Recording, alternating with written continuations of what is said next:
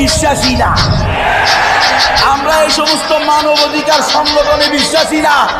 তালেবানদের বিরুদ্ধে বলেছিল যে আন্তর্জাতিক আদালত তাদেরকে নিষিদ্ধ ঘোষণা করছে, তাদের ব্যাপারে 2 জন নেতার ব্যাপারে তাকে গ্রেফতারি পরোয়ানা জারি করছে। তালেবানের পক্ষ থেকে স্পষ্ট উত্তর দেওয়া হয়েছে, আমরা তো কোনো ধরনের আন্তর্জাতিক আদালতে বিশ্বাস করি না, কোনো ধরনের আন্তর্জাতিক আদালতকে স্বীকৃতি দেই না। তালেবানরা কি হচ্ছে, মরে গেছে? আজকে কথা বলা হয় দেশকে তালেবান বানাবেন। ওই বেটা বেআক্কল গাদা, বেকুব, বেহুদা, বেলাদা, বেহসম, বেহায়া,